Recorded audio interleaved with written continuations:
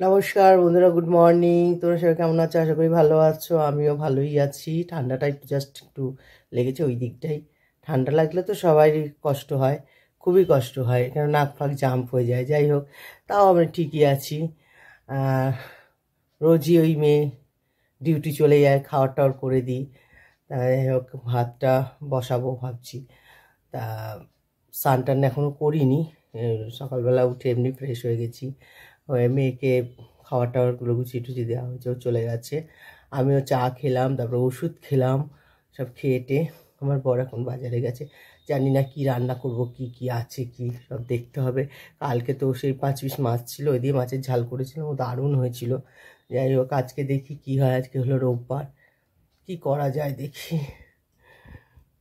চলো আগে দেখি, ওইদিকে খুঁজি, দেখি কি কি আছে ফ্রিজে।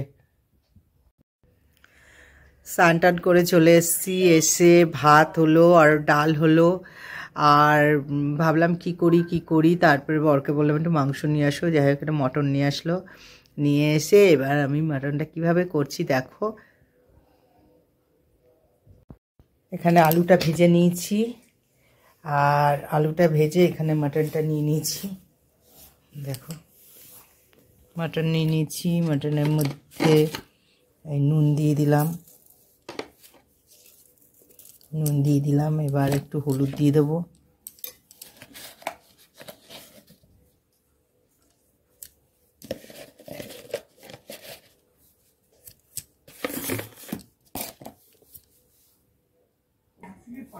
আর এখানে একটু লঙ্কার গুঁড়ো দিয়ে দিচ্ছি।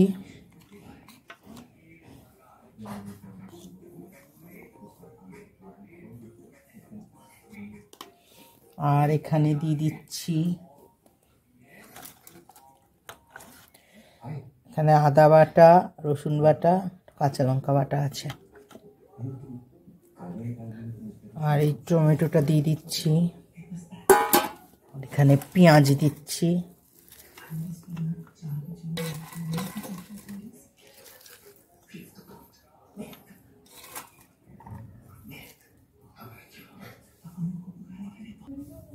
এখানটা একটু জিরের গুঁড়ো, ধনের গুঁড়ো দিয়ে দিচ্ছি।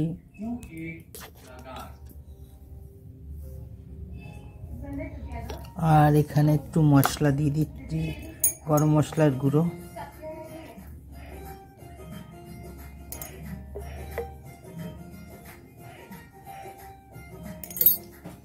এবার এটাকে মেখে নেব। একটু চিনি দিয়ে দিচ্ছি। এবার এটা অল্প একটু তেল দিয়ে দেবো। কাট করে দিতে আর একটু দে। হ্যাঁ, ব্যাস তেলটা দিয়ে দিলাম। এবার এটাকে একদম পুরো ভালো করে মেখে নেব। এবার এটাকে ভালো করে মেখে নেব।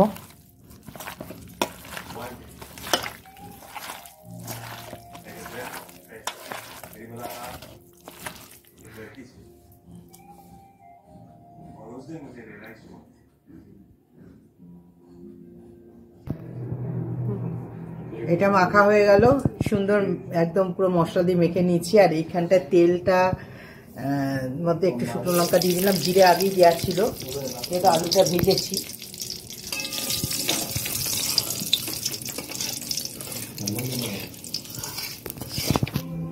দুটো তেজপাতা দিয়ে দিলাম। এবার মাংসগুলো আস্তে করে দিয়ে দেবো।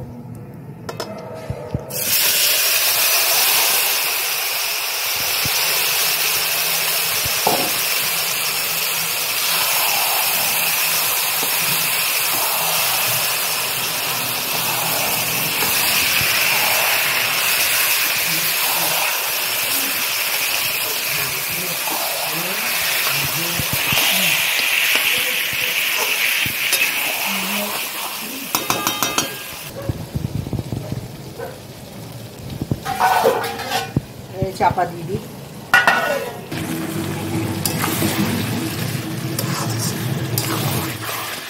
দেখো কি সুন্দর কালারটা হয়েছে, একদম।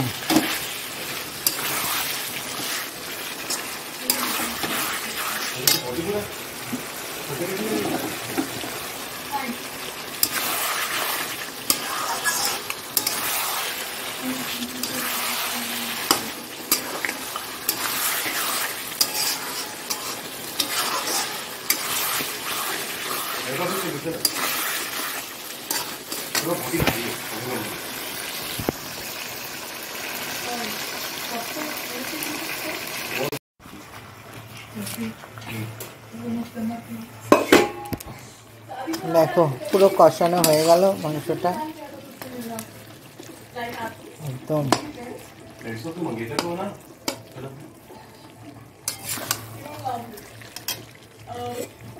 এবার আলুগুলো দিয়ে দেবো।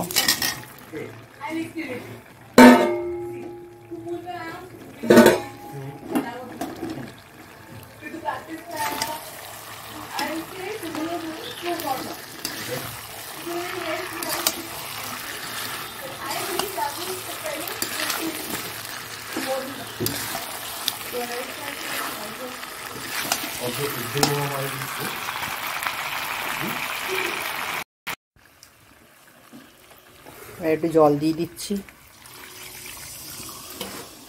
মাংসটা মোটামুটি গলেই গেছে, আলুটাও দিয়ে দিচ্ছি, জল দিয়ে দিলাম, একটু ফুটবে নামিয়ে ফেলবো।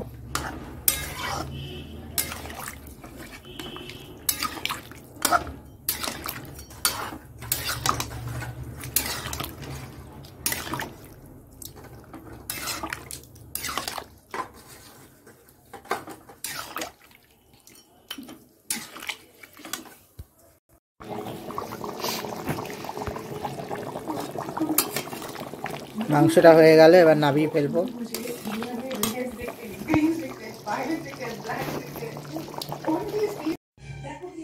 এবার বেরোবো দোকানের দিকে।